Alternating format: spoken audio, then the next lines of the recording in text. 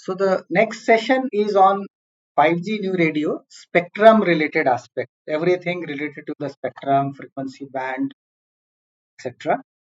And in this particular session, we'll be covering these topics: frequency bands supported by 5G new radio, what is the channel bandwidth supported, what is kind of waveform and modulation which is used in 5G new radio. I think this topic is covered in detail in the previous sessions for you, but we'll just recap.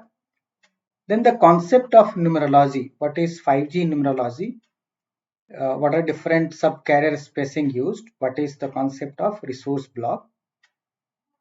And then what is the relation between numerology, supported bandwidth, various frequency band, cell size, and usage scenario? And then we'll talk a little bit about carrier aggregation and bandwidth part. So these are seven small parts. And after this session, of course, we'll have assessment. So let us start with frequency band supported by 5G new radio. There's some noise coming. If somebody's mic is open, kindly mute your mic.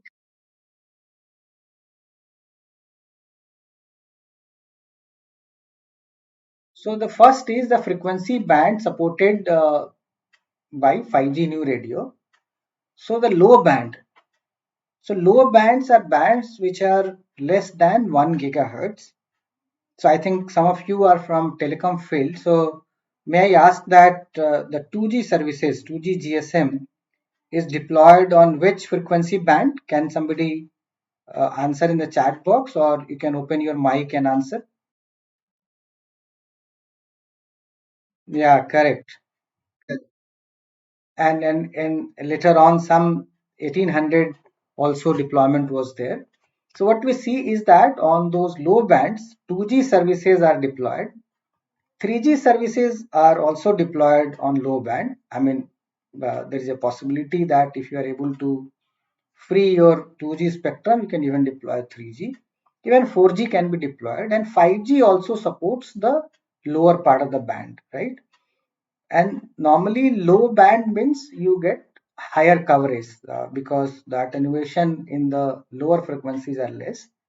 So we were talking about deep coverage. So to achieve deep coverage, 5G will utilize the lower side of the bands, less than 1 gigahertz, so that it reaches the remote area and also the situations like basement and all. The mid band. So mid band I've divided into two parts. So lower part of the mid band and the upper part of mid band.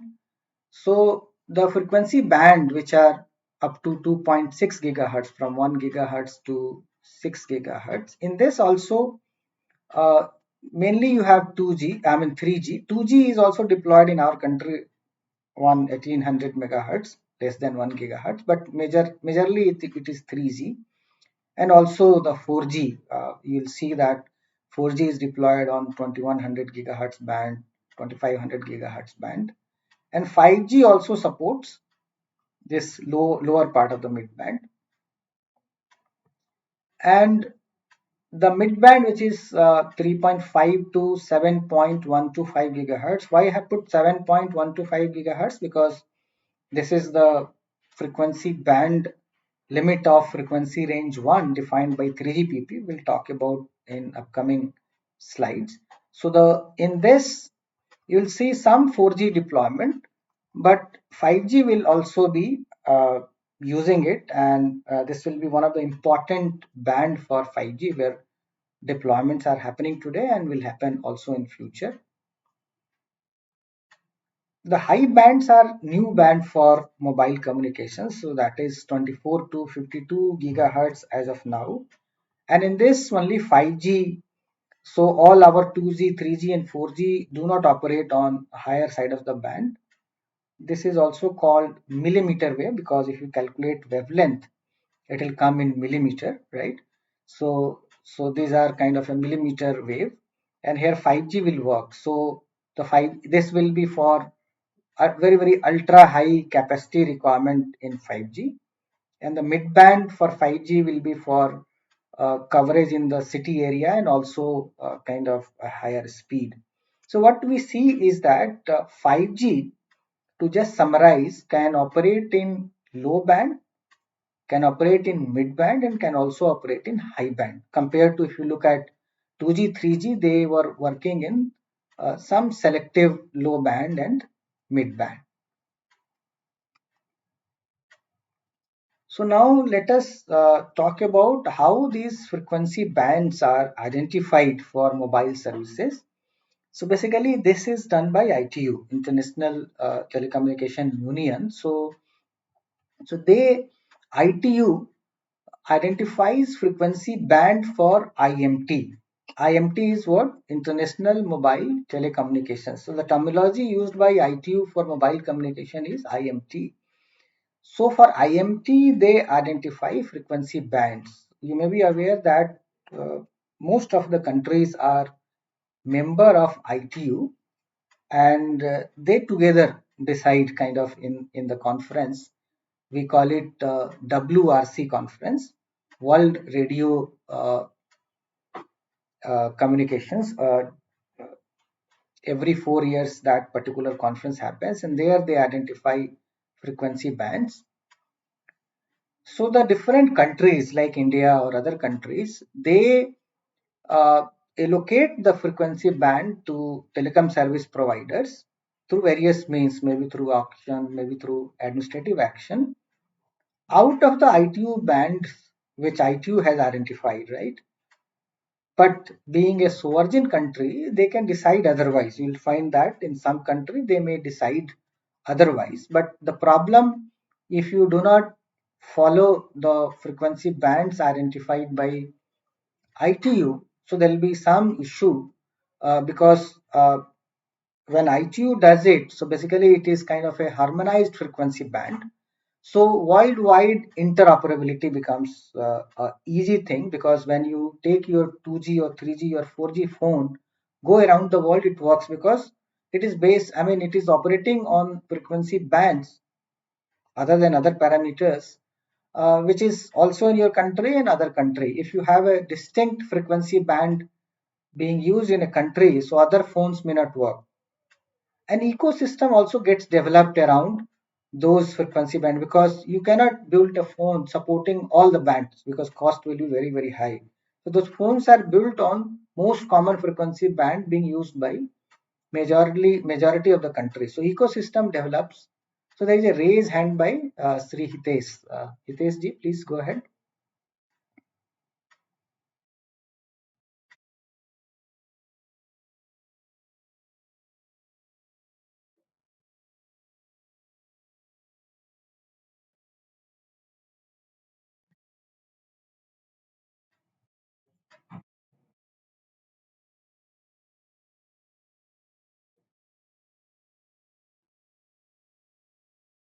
Very right. So, and very good question. So let me make one request that whenever you ask question, you please open your video so that we didn't had interaction. So that way we will be introduced to each other. I can see your faces also. So let me answer. So very good question, and it is very relevant one. So basically, what ITU does and what 3GPP does is the question, is the basic question. So let me tell you that let us go to the ITU first. So ITU frames the requirement of the next generation of the mobile technology, right? So, and it started from 3G onwards, because the 2G specification was by ITSI at that point of time. We had CDMA technology in some country, GSM technology in some other country, but with 3G it has become standard. So the ITU role from 3G onwards is to define the vision of that generation of the technology and also define the requirement. So these two things are done. One is the vision, overall framework, and the specific technical performance requirement. So these two things are defined by ITU. Now, based on the vision and the requirement, now any uh, standard making bodies like 3GPP or for that matter IEEE, or for that matter TSDSI of India. So any standard making body can develop a technology which will meet the ITU requirement and the technical performance, right? And once they have come out with the detailed specification, study, etc., they submit it to ITU. So ITU also releases a document, a template kind of, in which those submissions happens. And ITU again, so ITU also follows a very big process. They evaluate each submission by different uh, uh, standard making bodies, and if it meets their requirement, they declare it as a 4G or 5G, whatever for it is submission. So let us take one example of 5G. So in, as I said, that their vision was released in 2015 and those requirement documents were released in 2017, right? So 3GPP started working. So many organizations, standard making bodies started working on those requirements and the vision. So 3GPP was one body which has become international body, and now whatever standards are coming, kind of a single standard, everyone is kind of so basically it's a combination of 7 SDOs together. 3GPP is nothing but 7 SDOs including TSDSI of India is part of that. So they come out with specifications. So they came out with the specification and submitted it to 3GPP. So that means their release 15 initially was submitted to 3GPP, sorry, ITU, and ITU accepted that as one of the candidate technology because it meets the requirement, right? Parallelly, India was also working on some part of use case of 5G as defined by ITU. So basically, it was low mobility, large coverage, LM LC they call it. Mobility is low but coverage is large. So basically they had taken the same 3GPP specification, modified some of it and submitted to ITU. So ITU also accepted the TSDSI 5GI technology, which is based on 3GPP release 15. On top of that, they have done some modification. So as of now, ITU has accepted 3GPP2 kind of technology. One, I said, I discussed about NSA, that, and other is the new radio, which they call it. Both technologies are accepted by ITU as one of the candidate technology of 5G, and they have declared that through press release and document. India TSDSI was also kind of approved during that period itself, right? So I think last year July all this approval happens from the ITU side. So now I think, Hitesh, are you clear that what ITU does and what other standard making bodies does?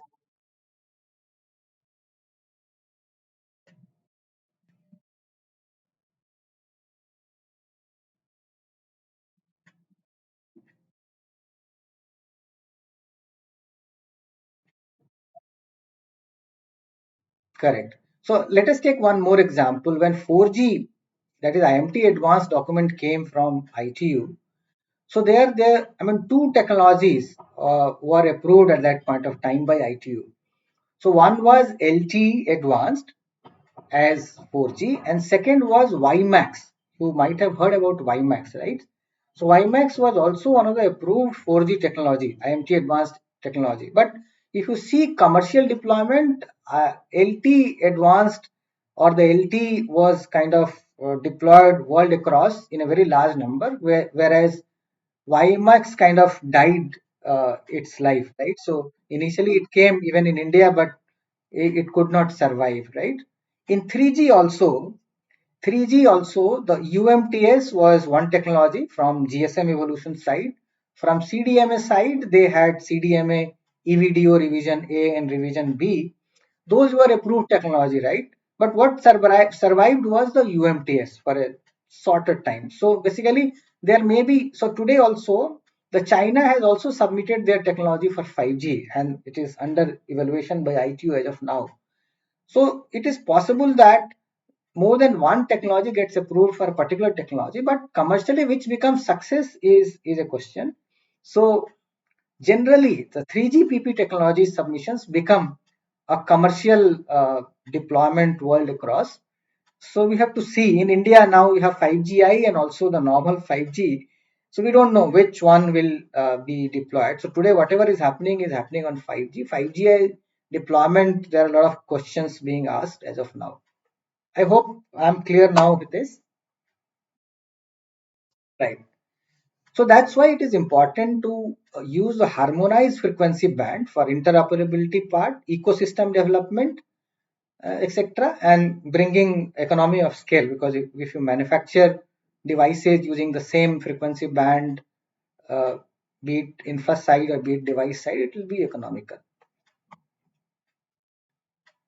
So, so, so whatever frequency bands are identified by ITU, it is not necessary that we start using immediately. So it depends upon the technology being developed. For example, 3GPP, when they come out with technology, they releases various bands that the technology which they're talking about will operate on these bands. And normally those bands are subset of the ITU identified frequency bands. Okay, so what were additional frequency bands allocated, not allocated, identified by ITU for IMT, International Mobile Telecommunications or 5G? So the first thing I would clarify that whenever there is a allocation, not allocation, sorry, identification of frequency bands by ITU, it is not for a particular technology, 2G, 3G, 4G or 5G, but it is for IMT, that is a mobile communication, international mobile telecommunications. It is up to the standard making bodies when they come out with certain technology standard, they decide out of the IMT bands identified, which band would be used for that particular technology. We will discuss that in detail. So, how this identification takes place? It takes place in a meeting called World Radio Communication Conference. It happens normally every 4 years. So, last time it has happened in 2019 in October November time, and there some additional bands were identified for, I mean, keeping 5G in mind, we cannot say for 5G, but it was for IMT, but keeping 5G requirement in mind. And these were the bands. If you see these bands, these are part of high bands, right? The millimeter wave, we can say it, 24 to 27 gigahertz. Just see these bands, 37 gigahertz to 43 gigahertz, 45 to 47 gigahertz, 47 to 48 gigahertz, 66 to 71 gigahertz, right? So if you look at these, so in total it is 17.25 gigahertz. Please remember in your quiz also this number will come. So if you compare from the earlier allocation, so earlier it was total allocation for IMT was only 1.9 gigahertz. And the newer application is 17.25 gigahertz. Just see, I mean, a very large chunk of frequency band in millimeter wave side has been identified during WRC 19, keeping 5G in mind, right? So almost whatever was allocated till 2019 was only 1.9, and additional is almost 8 to 8 times, we can say almost 8 times extra spectrum has been allocated for 5G, we can say, right?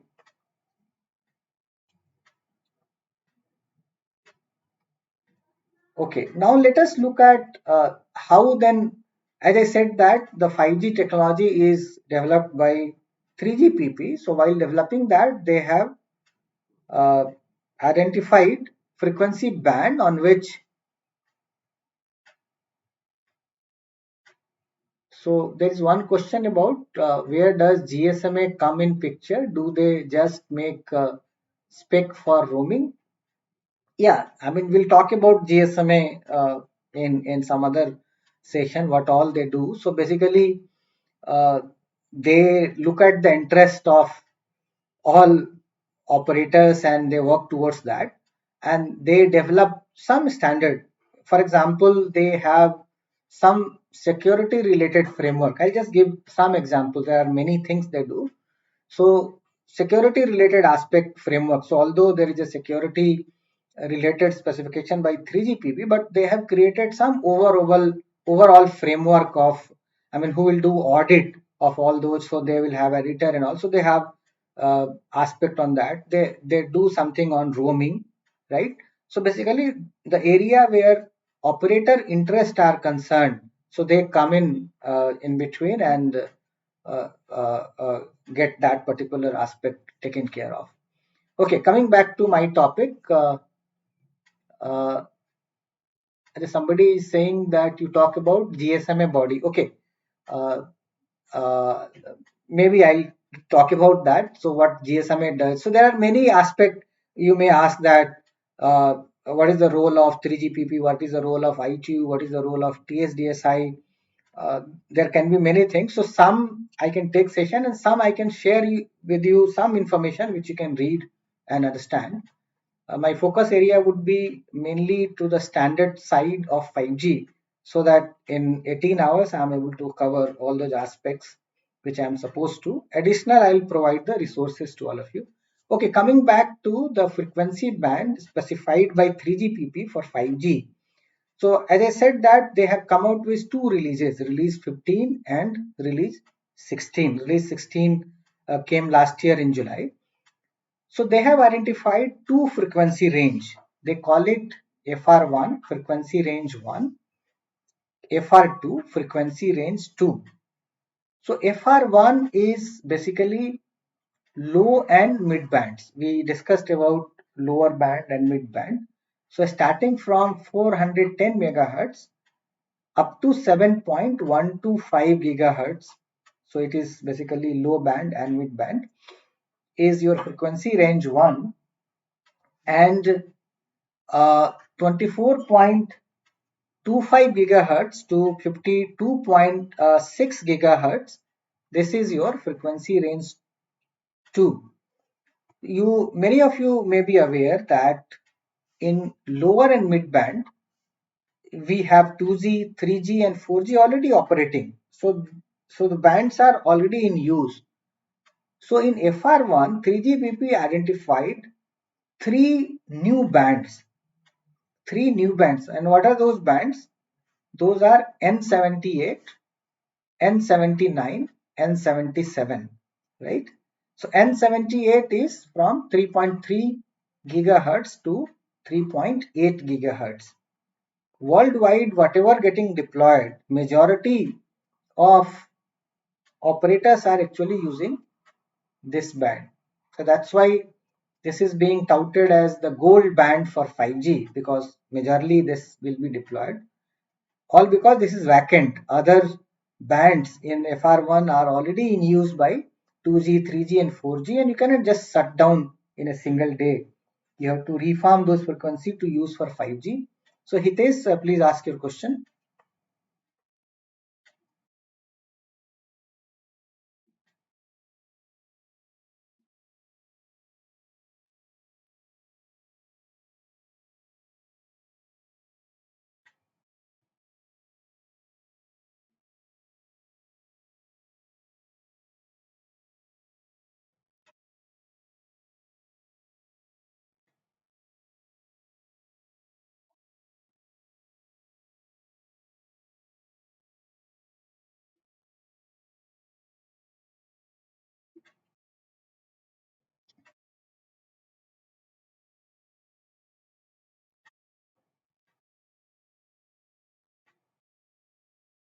Yeah. Okay. So very good question, Hitesh. And there's one more question by Priyank Mittalji in chat box. Uh, so let me answer your question first. So there are certain unlicensed band, right, which is available to with certain conditions to anyone and everyone. So basically 5G supports even unlicensed band, right? So there are way we can use the unlicensed band. So those are not required to be licensed. So 5G will operate even in unlicensed band, just like our Wi-Fi operates. Our Wi-Fi generally operates on, we call it 2.4 gigahertz and 5 gigahertz, right?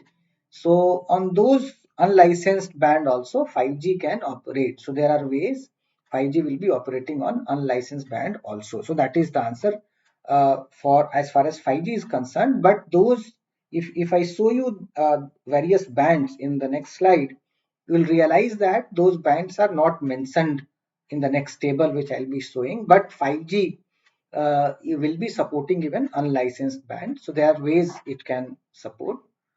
Let me answer one question in chat box that if FR1 is up to 7.125 gigahertz, then why do we call them sub 6 gigahertz band? Yes, in general terminology, so generally you call it a sub 6 gigahertz band, right? Yeah, there can be two reasons probably. One is that when release 15 came, 3GPP release 15 came, so the FR1 was written as up to 6 gigahertz, but in release 16, if you read the document, they have extended up to 7.125 gigahertz. So maybe because initially we started talking about deployment in sub 6 gigahertz band, the limit is 7.125 gigahertz, which came in release 16. So maybe because of that, that terminology is still being used. But the actual end frequency, I'll show you the frequency band, is up to 7.125 gigahertz. Okay, so I was talking about the gold band, which is N78, 3.3 to 3.8 gigahertz, but this is called 3.5 gigahertz in a normal terminology. So every frequency band, there is a common name given. So normally, many a times the name is end of the frequency or middle of the frequency, but that's a common name which is known as, but actual name is the N78, N77, and so on.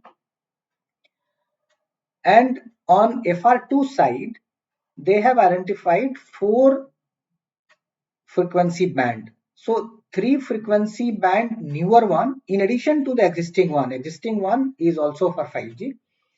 FR2 we have four, that is N258, N257, N261 and N260. These are in say 37 to 40 gigahertz, 26.5 to 29.5 gigahertz and so on. So these are the frequency bands. So let us look at a detailed chart taken from the 3GPP specification, which I have shared with all of you. Just see the nomenclature. Nomenclature is like N1, N2, N3, and last number you see is N261. So these are total number of bands in FR1 and FR2 which 5G can support. So some bands are in low band, some bands are in mid band, and some bands are in high band. Please note that in FR1, except those three, so Hitesh's question is that why it is being called as a gold band. All because this is a new frequency band identified. Earlier it was not being used for mobile communications. So this becomes a available frequency band mostly world across. So this was kind of already available for use and this was kind of specified by 3GPP. Other frequency in FR1 are already used by 2G, 3G, 4G. So this was secondly in in in I mean 1 or 2 years it has been since 5G deployment has started. So most deployment has started happening in this band. So that means the equipment vendors, OEMs have developed their equipment in this band readily available. Devices are supporting this band. So momentum is taking place in this band. Most deployments are, so that's why it is being called as a gold band. Other bands are either not available or ecosystem needs some more time to get developed. So today it is one of the important band. So now what you see here is that some of the bands are FDD.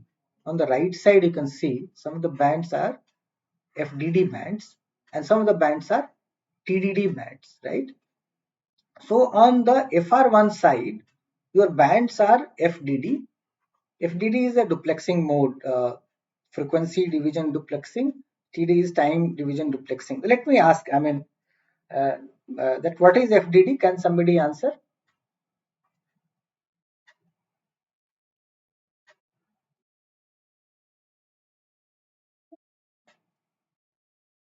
No, it is frequency. Yes. So in frequency division duplexing, you have a separate frequency band for uplink and separate frequency band for downlink. You can see here, right? So you have uplink and downlink, right? And what is TDD? TDD on the same frequency band. So both side it is written same. Just see. So basically, for some time it is used for uplink and sometime it is used for downlink. Some resources can be used for uplink, some resources can also be used for downlink.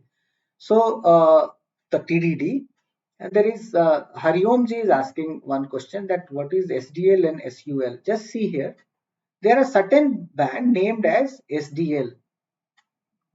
So SDL is supplementary downlink. So in FDD, there are certain additional band which will be only used for downlink. So you see this frequency only on downlink side. So in case I want to increase downlink throughput or the coverage area in downlink, so these bands can be deployed only for the downlink purpose. Similarly, you have SUL. These are supplementary uplink channel. For uplink, you have a supplementary frequency band in FDD and only for uplink. Only this side is not available. Please notice one thing, that the four bands which we talked about in millimeter wave side, high band side, are only TDD. So all the newer band identified are TDD, 3GPP specification. They have said it to be TDD only. Okay, moving forward. So Hariomji, is it clear? SDL and SUL? Thank you. Right. So now let us move to the next topic, channel bandwidth supported in 5G new radio. So what is the maximum and minimum channel bandwidth which 5G can support? So before I start, can some of you tell me that what was the maximum channel bandwidth supported in 4G LTE?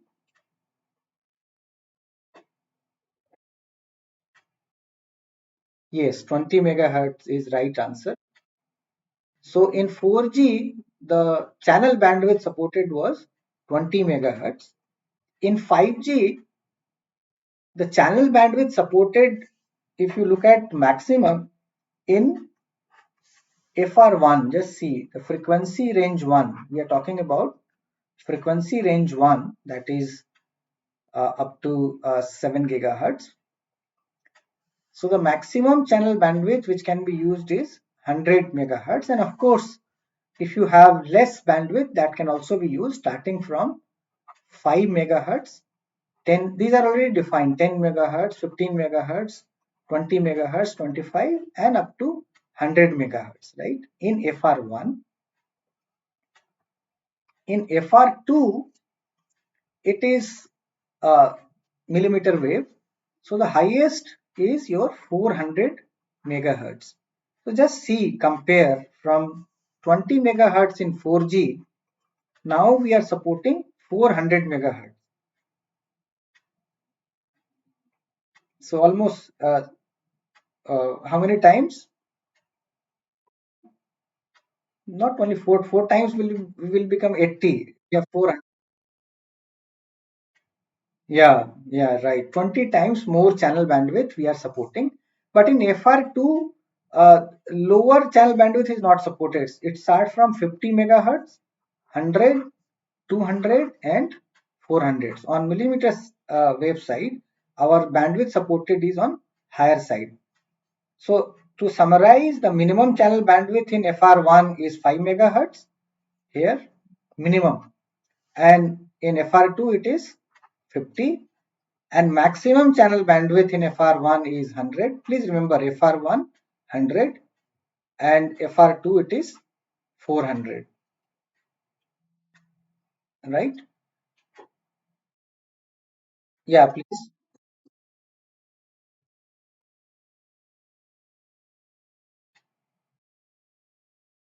Yeah, you're right. You're right. You're very right. So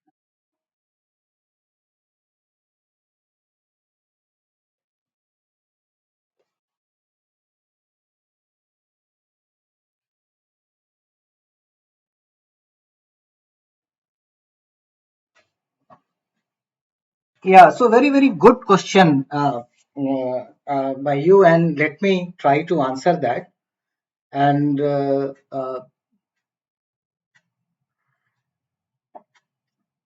so let me answer in a different way, so that so generally in the earlier technology, if you talk about initial 2G deployment where we had circuit switch, even data was circuit switch.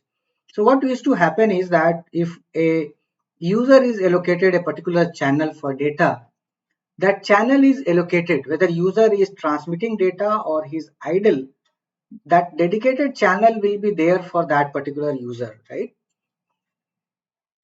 So it is a wastage of resources, right? But generally, if you look at water line supply in our houses, so one big pipe is coming, right? And anybody opening the tap will get the water. And if more number of people will open the tap, it will be divided, right? If you have a bigger pipe, you can even take the entire water if other fellows are not using. Similar thing happened in 3G era, from 3G era onwards, that now bandwidth availability from a base stations becomes a bigger pipe. And suppose there is a only single user active at that point of time, so entire data throughput can be available to that user. If there are more number of users, then those gets divided in certain fashion. Why I'm saying certain fashion, because depending upon how much coverage I'm getting, what is the signal strength and quality, depending upon that certain resources can be allocated to me. So to answer your question in nutshell, if there is no user in the network, the entire resource can be allocated to a single user. So he'll get kind of a complete channel bandwidth. In case there are more number of users, then it may be divided among the users depending upon what kind of uh, network they are in, number one, what kind of services they have subscribed. Suppose I have subscribed to a better megabit per second service, so allocation to me would be better. If I have just subscribed as a best effort service, then allocation of resources to me by the base station will be accordingly. So is that clear to you?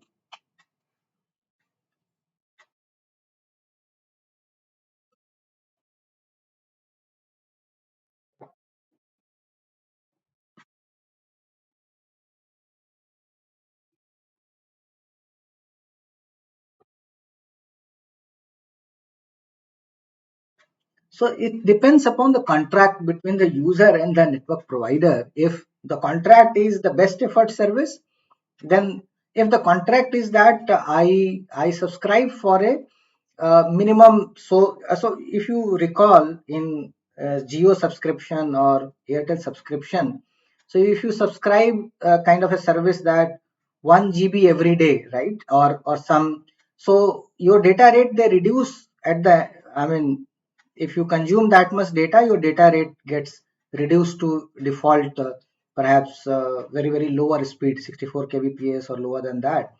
Otherwise you are getting 30-40 mbps, right?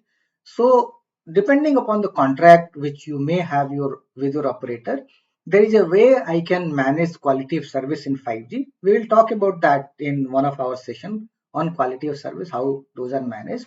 It is between the user and the network provider, right? Okay.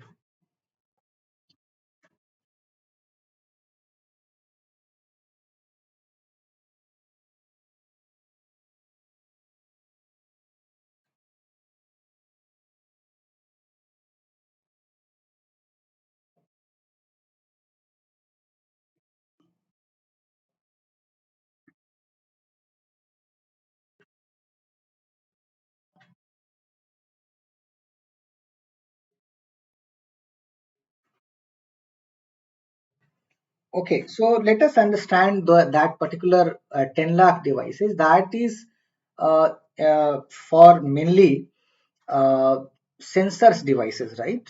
A lot of sensors, IoT sensors will be installed in various objects, machines, etc. So the data rate requirement there is very, very low. There's and for example, I'll just tell you, suppose one of the application is the smart electricity meter, right? Which is kind of a transferring meter reading to a central server. So the data rate requirement is not there, and meter reading is also not very, very frequent, right? So it's very, very less data usage kind of scenario, right? So that is to support connection density, not that every device is seeking a 1 Gbps data rate.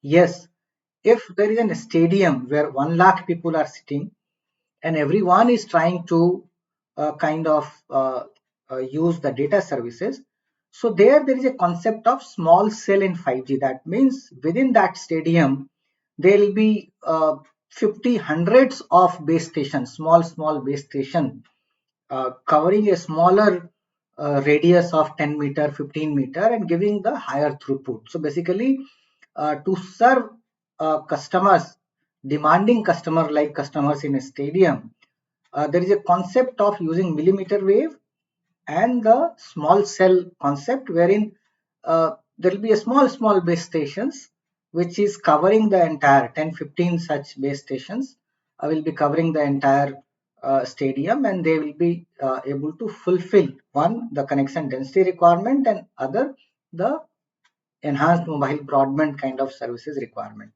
Is that clear to you? Yeah. Okay, so moving forward, so on the maximum side, 100 megahertz in FR1 and 400 megahertz in FR2. Okay, so let's move to the next topic.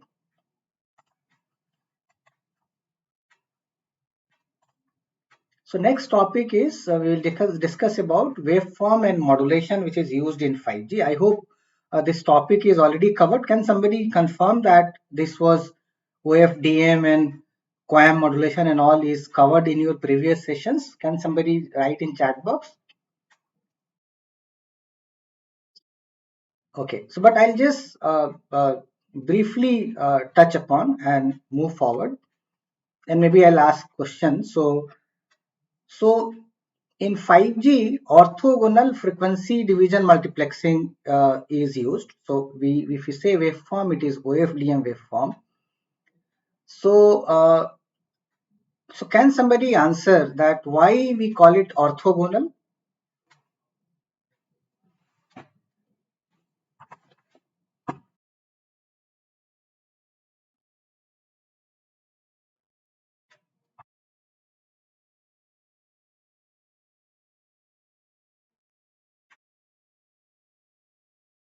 Yeah, so this is basically in OFDM. What you do is that whatever channel bandwidth you have, you divide that into sub carriers. For example, I'll just give you example that suppose I have 50 megahertz.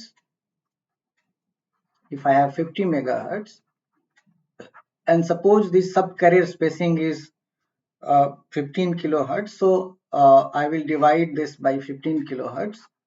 So many numbers of subcarriers I'll get. So these are those subcarriers. We will do a calculation later on. So basically, different color these things in this example are different subcarriers, and they are closely placed, right?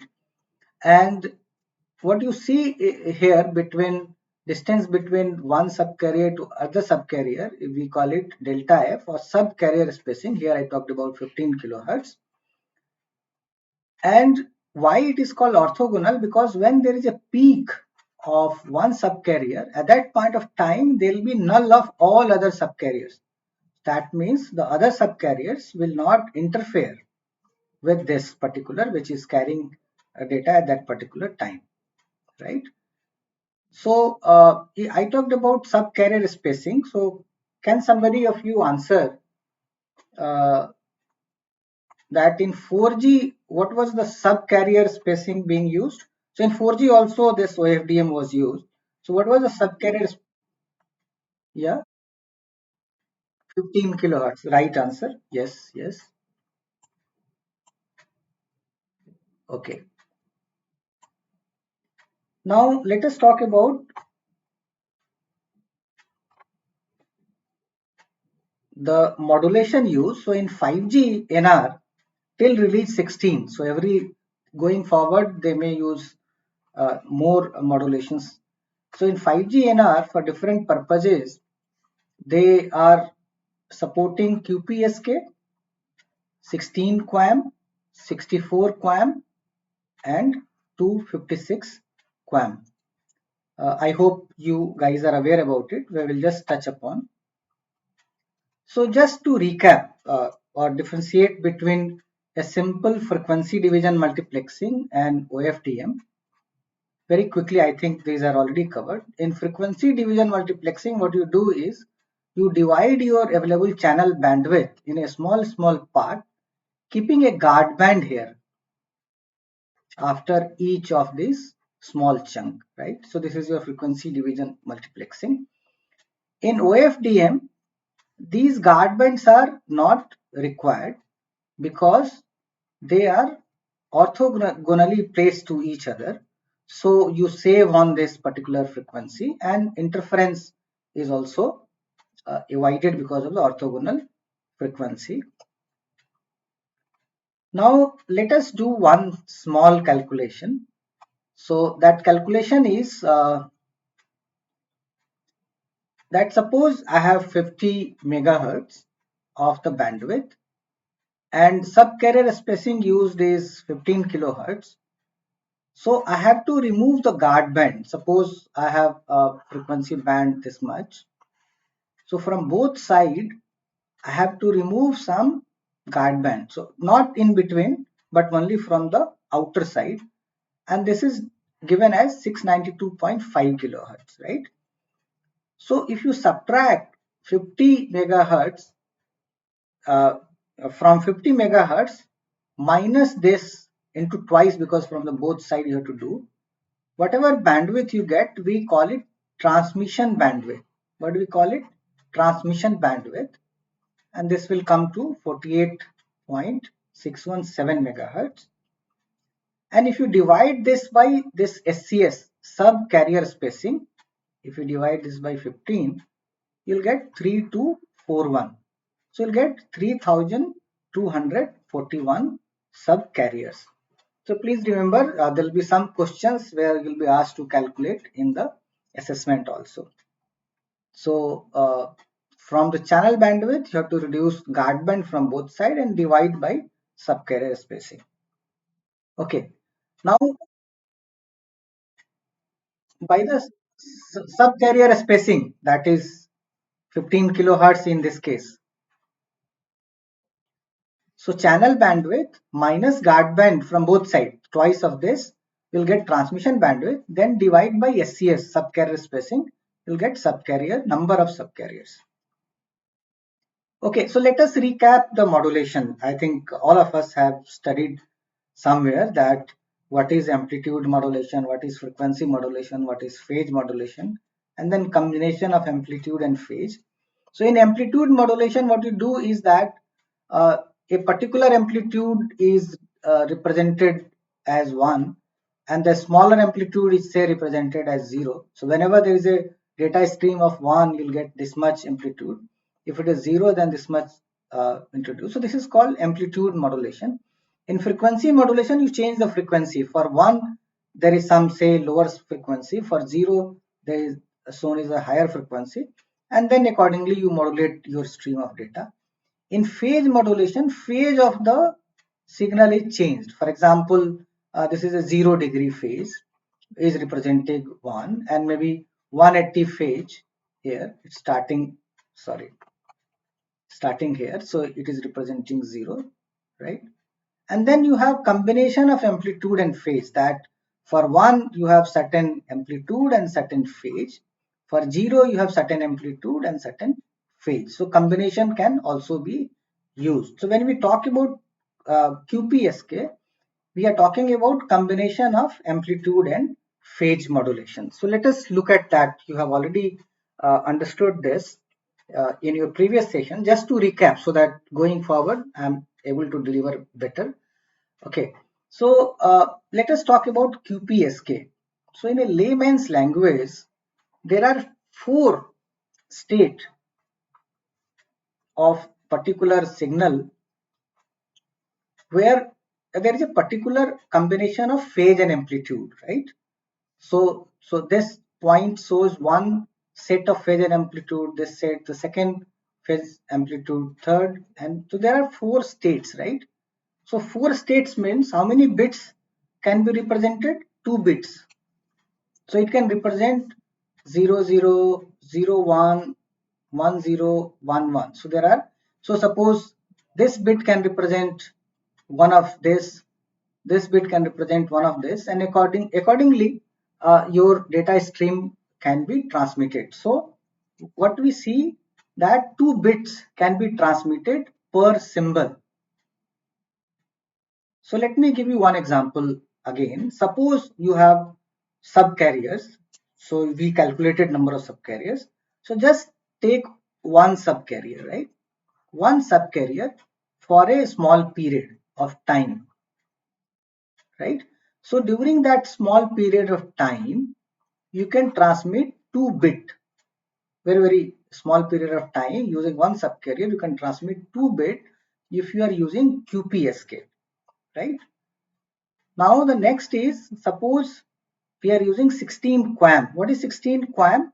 There are 16 various states. Just see, total 16. Every point is combination of phase and amplitude. So that means there are 16 different states. So how many bits it can represent? 4, because 2 to the power 4 is 16. So basically from 0, 0, 0 to 0, 0, 1 and so on, right? So this, so in case I am using say 16 QAM, that means with one subcarrier and the same delta t we talked about, a small fraction of time, I can now transmit 4 bits. So my data rate has doubled if I have moved higher side on modulation from QPSK to 16 QAM. Okay. So let me ask you, what is symbol here? I'm saying 2 bit per symbol or 4 bit per symbol. Can somebody of you answer it? What is symbol I'm talking about here?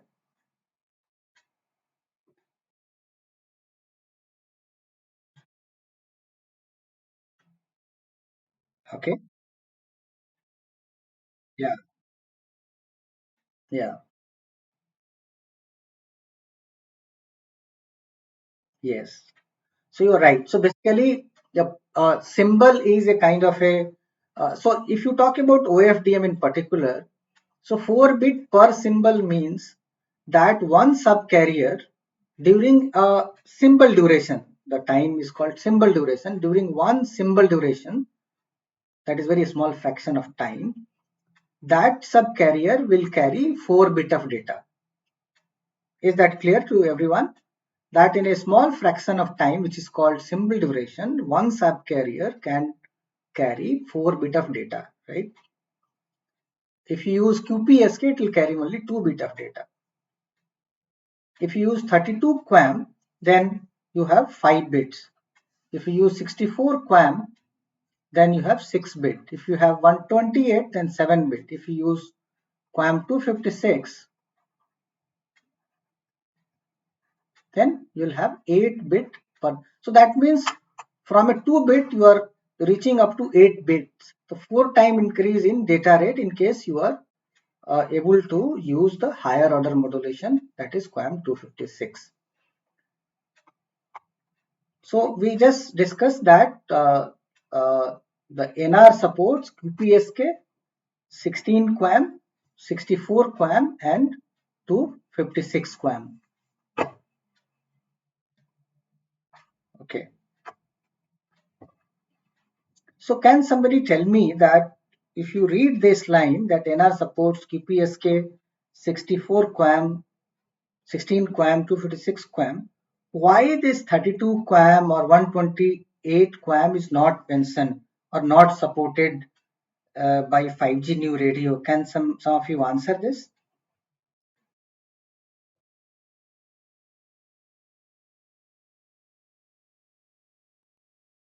Yeah. So basically, yeah, Vinayji.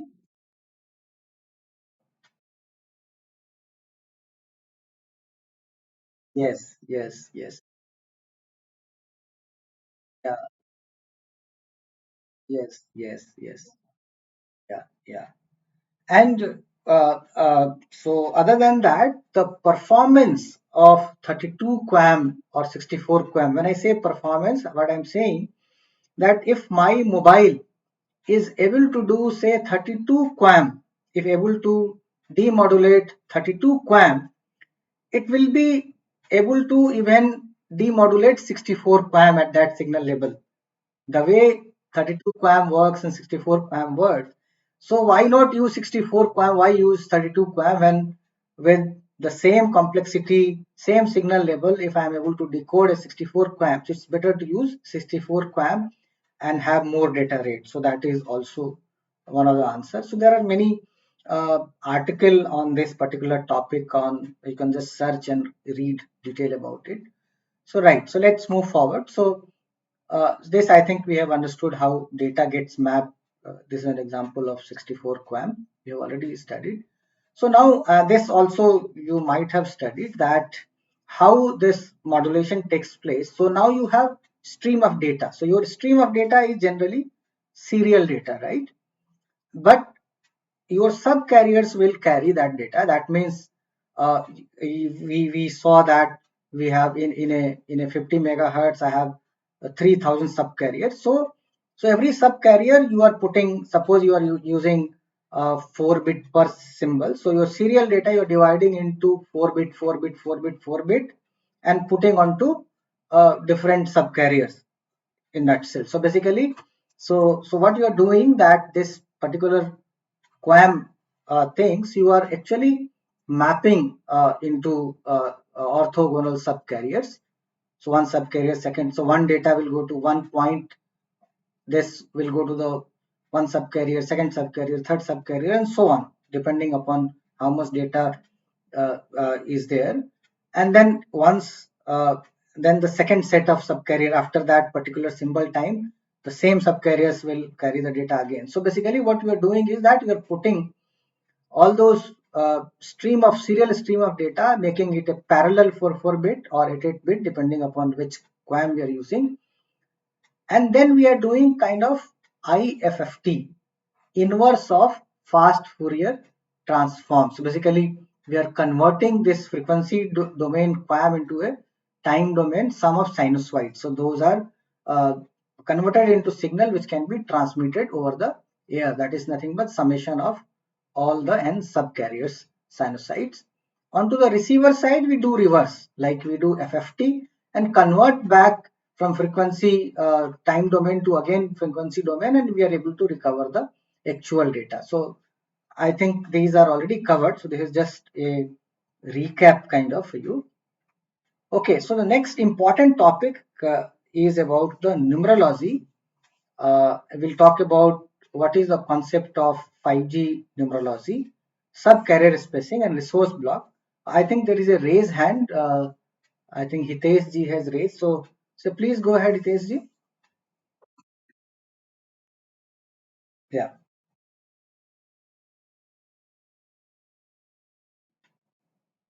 yeah. FDM.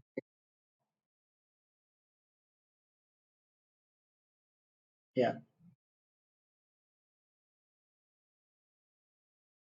yeah,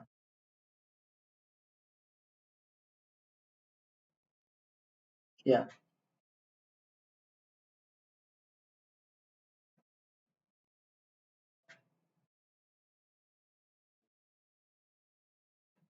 yeah. So you're right.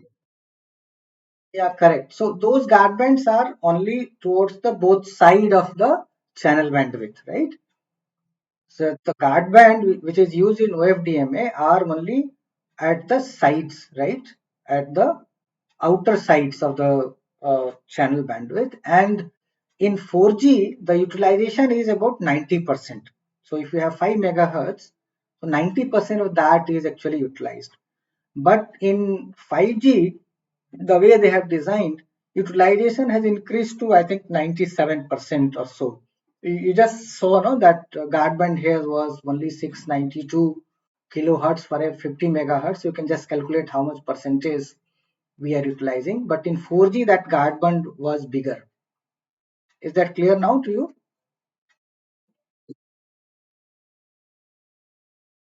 At the edges, at the channel bandwidth edges. Let us say channel bandwidth edges. If you have multiple carriers, so for every component carrier channel bandwidth, you have to remove those guard band and use the other sub carriers, right? If you have a band which is in between, so I'll talk about that in upcoming slides also.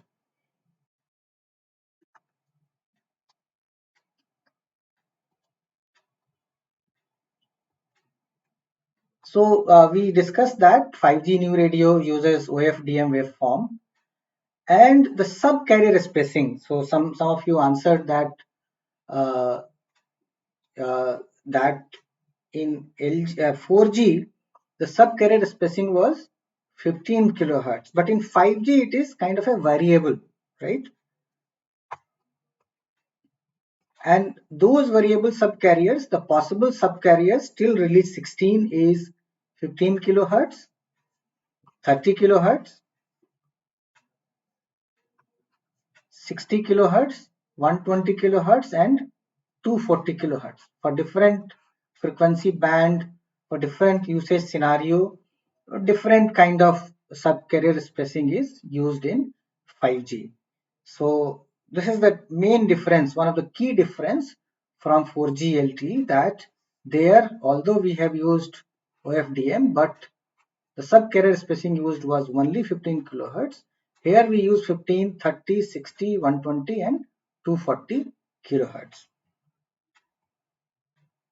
Now let us talk about the very important concept of numerology. If you read the specification document, I mean it is a bit complex. I mean, so even for me, initial reading was like confusing, but uh, I'll try to explain in a very simple way. Subcarrier spacing is given in the specification document as 2 to the power mu into 15 kilohertz, and here mu is your numerology, the concept of numerology. Okay, so if mu is 0, suppose mu is 0, then 2 to the power 0 into 15 is your 15, right? So for mu 0, your subcarrier spacing is 15. Please do remember this will be part of your assessment. 15 kilohertz. If numerology is 1, then what will happen? 2 to the power mu is 1, so it will be 30 kilohertz. So your subcarrier spacing has just doubled. For mu2, it is 60 kilohertz because 2 to the power 2 into 15 is 60, and mu3 is your similarly 120 kilohertz, and mu4 is 240 kilohertz. So in 5G you have 5 numerologies. Numerology 0, 1, 2, 3 and 4. Numerology 0, when I say numerology 0, so there is a question that what is the advantage of increasing the subcarrier spacing from 15 kilohertz to 30 kilohertz. So I'll answer that in subsequent slide. There is a mention of that, and that will get answered. So there are 5 numerology from 0 to 4: 15 kilohertz, 30 kilohertz, 60 kilohertz, 120 kilohertz, and 240 kilohertz. And the formula given is 2 to the power mu into 15. I hope this is clear to all of you. Now let us go to the concept of resource block. What is a resource block? There is a concept of, sometime we call it physical resource block, PRB or RB. So what is the resource block? So let me ask a question that in 4G, uh, what was the resource block? What was called resource block? Can somebody of you answer?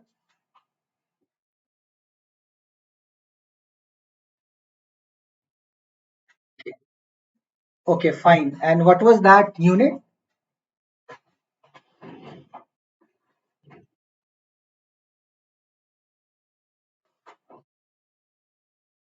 Yeah, so it's a very important and good answer that it was 12 subcarriers combined with certain number of symbols.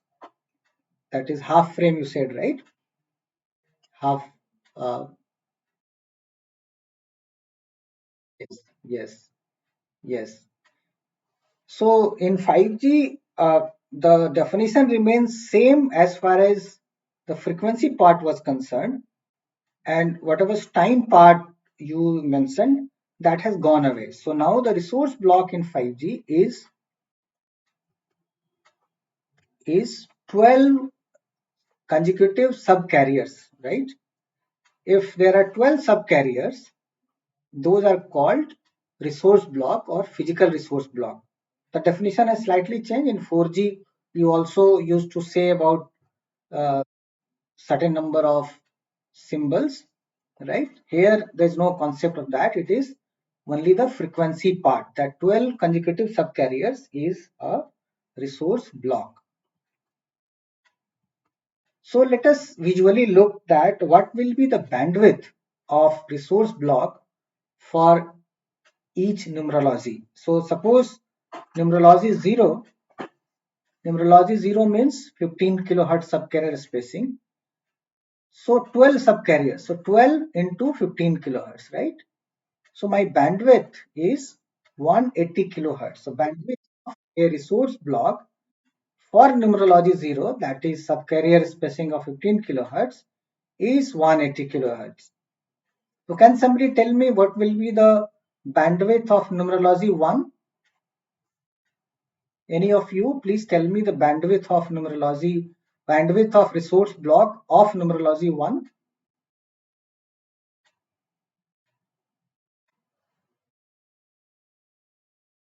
360. Two of you have answered.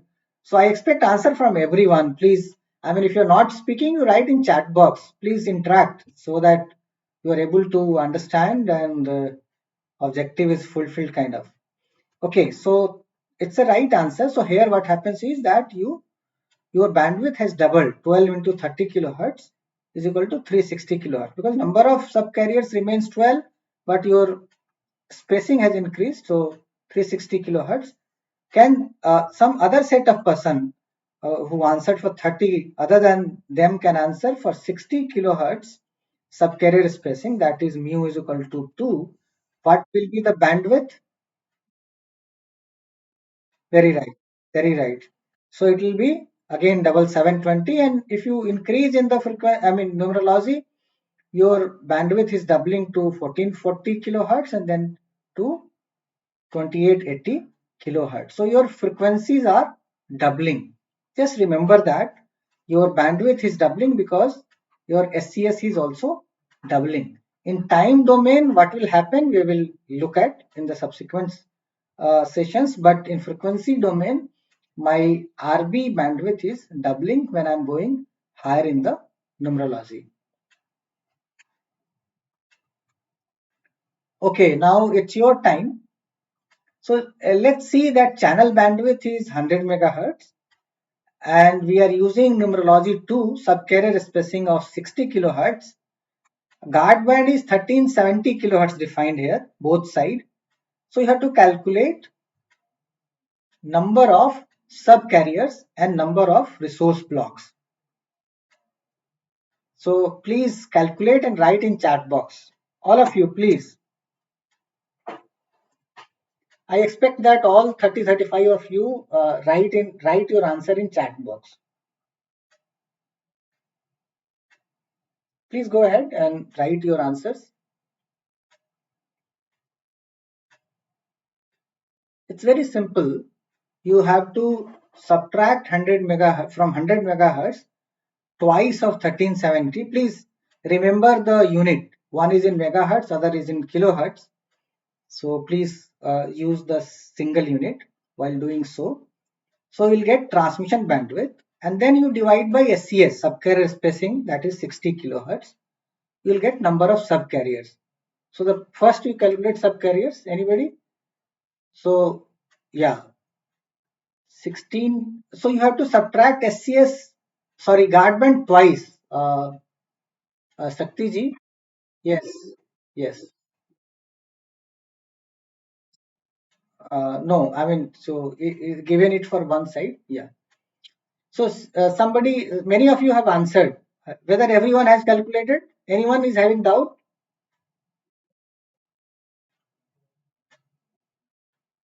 Very nice, very nice. Good, good. So 1621 is your number of subcarriers. Please divide by 12 to get uh, the RB, number of RB. So Chandra ji has answered correctly.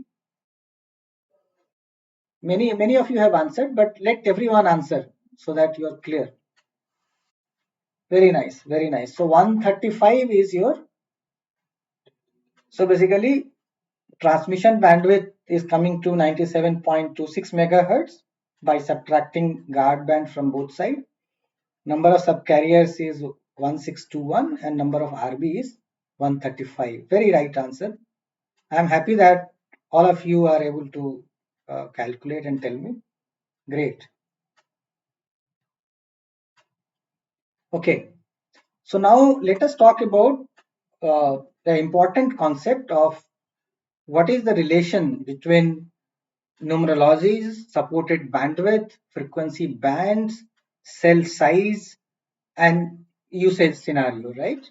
I think some of you had asked some questions, so that will get answered.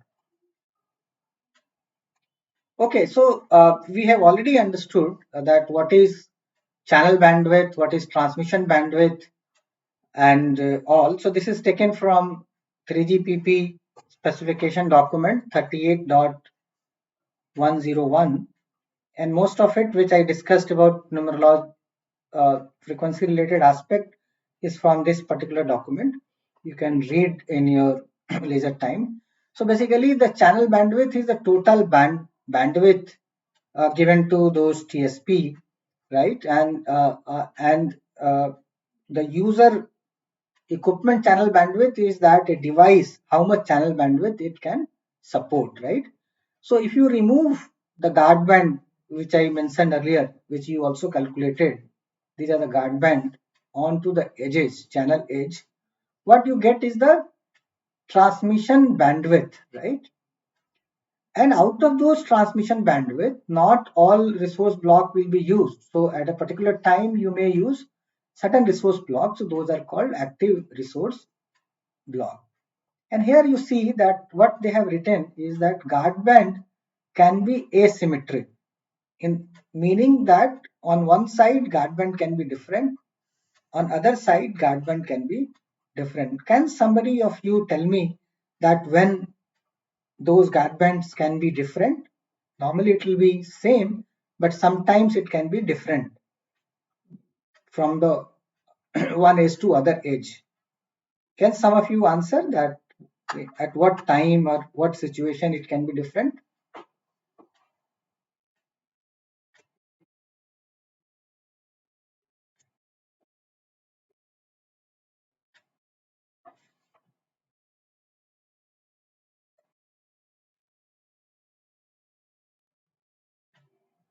Okay. Anybody else would like to answer differently?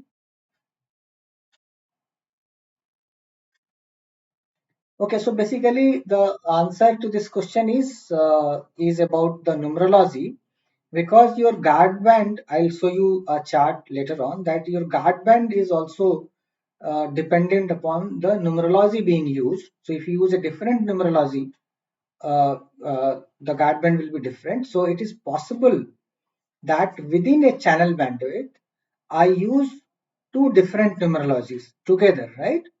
So in that case, my guard band used will be different. So your UV channel bandwidth normally supports a single RF carrier, and your base station. So suppose this is a channel bandwidth of one user. Similarly, there will be other user which will have different channel bandwidth. There will be other user which may have different channel bandwidth. Your BS supports different UV channel bandwidth within the same BS spectrum. That means the BS spectrum support is much larger or than the UV channel bandwidth, right?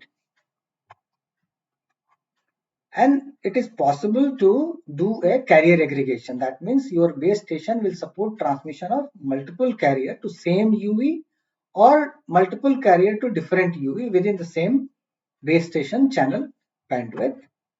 And finally, your user equipment is configured with one or more bandwidth part per carrier, each with its own UV channel bandwidth. What I'm trying to say here is that even if UV is supporting this much channel bandwidth, but it is possible to use smaller part of that.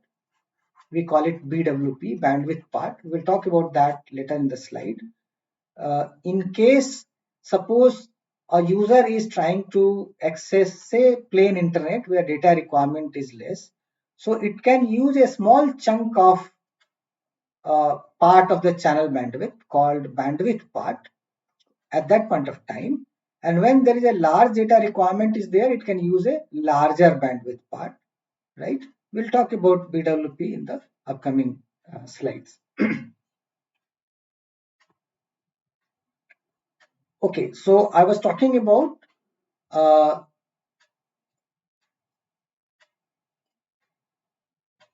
this one, that user, so all PRB falling within the UV channel bandwidth not covering the minimum guard band can be used. So basically what in this diagram we are trying to say is that the location of subcarriers from which for every band from where they'll start, where they'll end are already defined, right? So it is possible that the channel bandwidth available with a user, and it has to leave guard band, right, on both sides. So those RBs or subcarriers falling on these will not be used for carrying traffic. So whatever RBs are within this transmission bandwidth, those only will be used by the UV, right? I hope I'm clear. And I was talking about different guard band. So if within the same channel bandwidth, two numerologies are being used, numerology XY, suppose 15 kilohertz and here 30 kilohertz. So the guard band, this side will be based on this numerology, guard band, this side will be based on this numerology. And these are defined in, again, the same 3GPP specification, which I had shared as a zip file to you. Now let us look at these tables, right? These are taken from, again, 3GPP specification, and these tables, so there are three documents. If you 38101 dash 1 is the FR1 related aspect, dash 2 is, yeah, somebody something, yeah, let me go back, yes.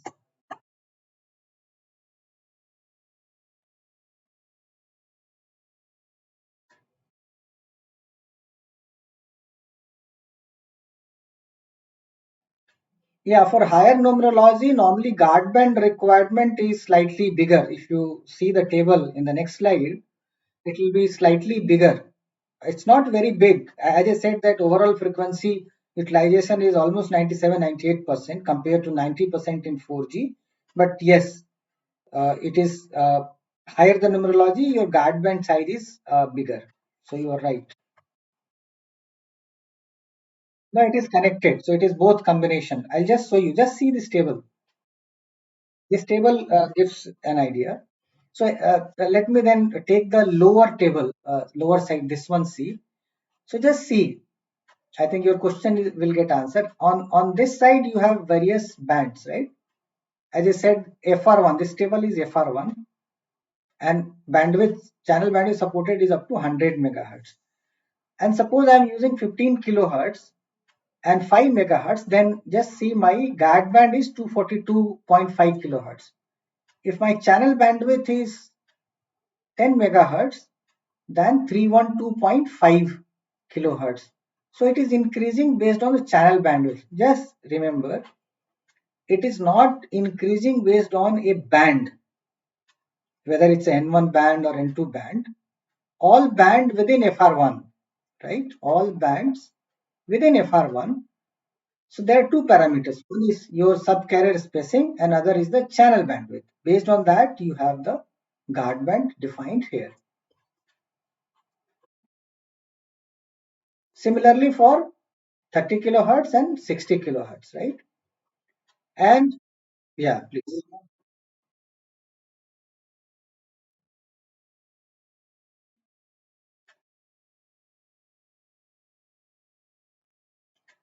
Not percentage, it's the absolute value given, right? If your channel bandwidth is 30 megahertz and if you are using 15 kilohertz subcarrier spacing, you just straight away use this figure. Yeah, yeah. And these are given in the specification itself so that everyone is on the same page. If I design a system in India, it should work in England, it should work in US, right? I should not configure, reconfigure again and again because this has become part of the standard, right? Even if you calculate, it comes same, but they have given, I mean, everything in the table itself so that when it is used as it is, right? So now they have also calculated number of RBs. Just see that for five. Yeah, please.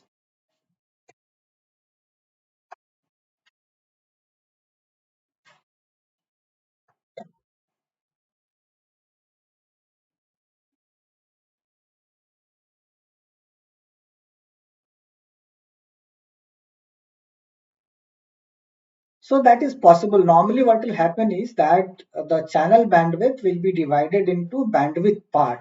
The user side, they will have again division of your channel bandwidth. They will call bandwidth part. You don't require any guard band. And at a time, only one BWP is active. Just remember that there is no parallel transmission as such. In some case it is, but generally one bandwidth part will use one numerology, other bandwidth part will use the other numerology. In some cases where the signaling is in different numerology and data is in user plane data is in different numerology. So those are already kind of on signaling, they are aware. The both party, BS and user equipment will be aware which numerology to use because unless both are synced, you cannot use because one has to decode. So, so no guard band is required as such. Hope I answered your question. Okay. Here you see in this table, upper table, even the RBs are defined, but you can calculate. So basically, suppose this is 5 megahertz channel bandwidth, 15 kilohertz subcarrier spacing. So number of RBs are 25, right? How they have calculated? From 5 megahertz, they have just subtracted the this value 242.5, right? 242.5 kilohertz into twice, and they will get transmission bandwidth, and they have divided this by 15, so they have got 300, and then again divided by 12, they will got 25. So basically 25 RB, but these are already given in the table, right? 25, 52, 79 for each channel bandwidth on each subcarrier spacing. These are defined for FR1. Similarly, if you look at FR2, uh, let me clear the ink first.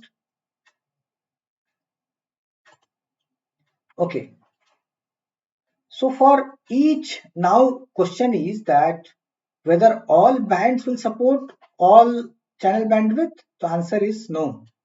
So 3GPP has already specified channel bandwidth supported for each band. Suppose N1 band, N2 band, and they have given a table. The document which I have shared, you can just open it sometime and see that for every band they have defined that the possible channel band is, they'll say that okay, 5, 10, 15 is supported. They'll say that what all bands are supported, they have already mentioned, right? And this is important for, as I said, for to develop ecosystem, that if something has to be supported in particular band, those are already known, right? So they can actually design those equipment accordingly.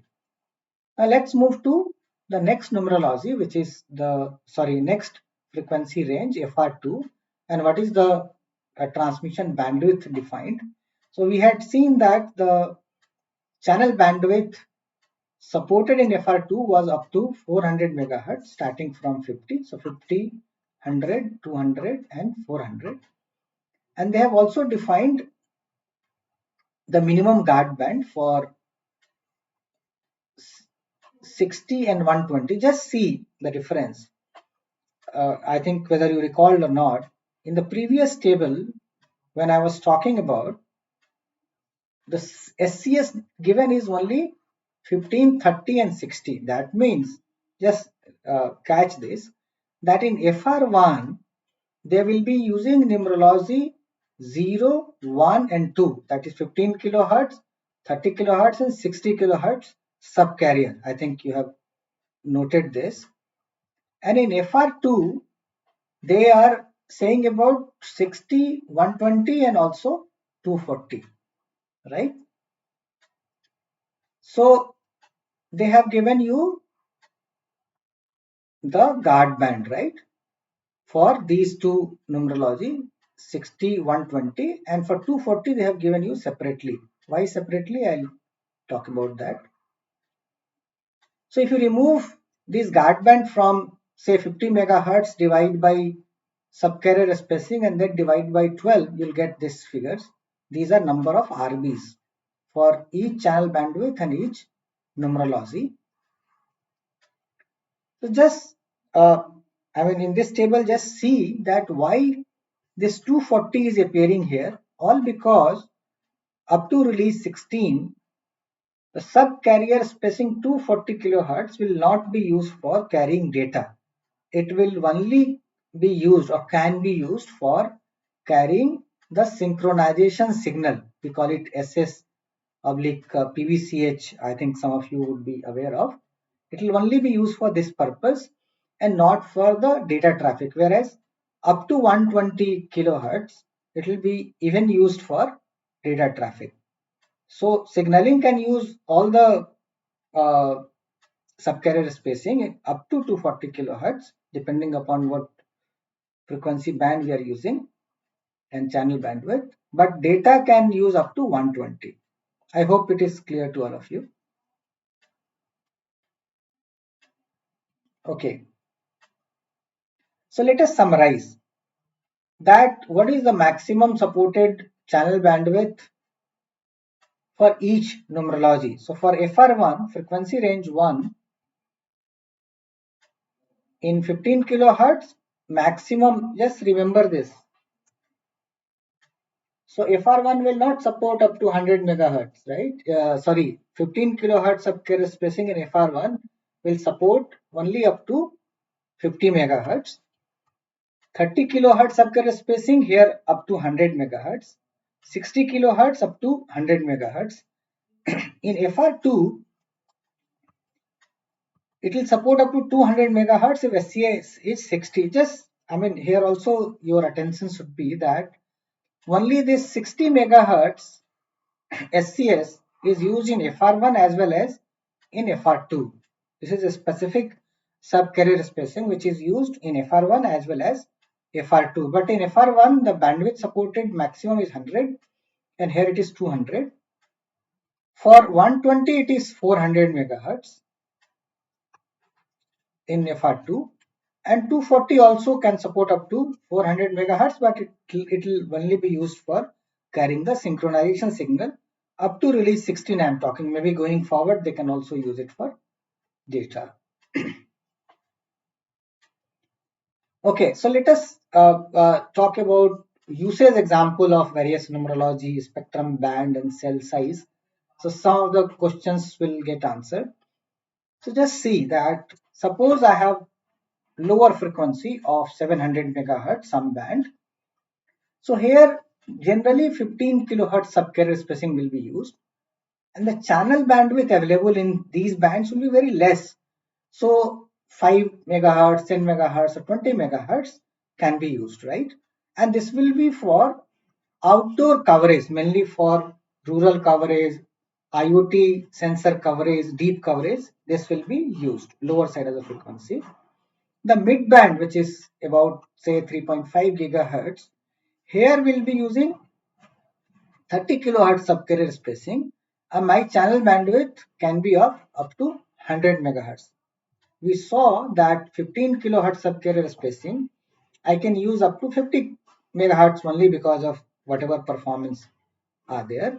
But in 3.5 gigahertz, when 100 megahertz bandwidth is available, I have to use 30 kilohertz, and this can be for city coverage, outdoor macro or small cell. And we talked about unlicensed band. Somebody asked the question. So maybe for indoor wideband, we can use the unlicensed band where I'll use 60 kilohertz subcarrier spacing, and there I have only 160 megahertz. If you see the band, unlicensed band, 160 megahertz only is available. So I can use that for indoor coverage.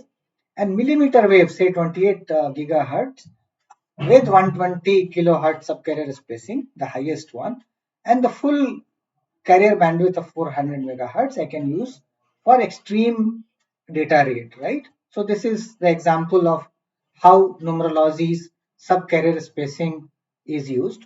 There is a one question by Abhayji that for IoT devices and IoT use case, NB-IoT is also used. How in 5G is different from EMTC in 5G? Can you reframe your question? I'm not able to understand. Or can you open your mic and speak, Abhayji? What is your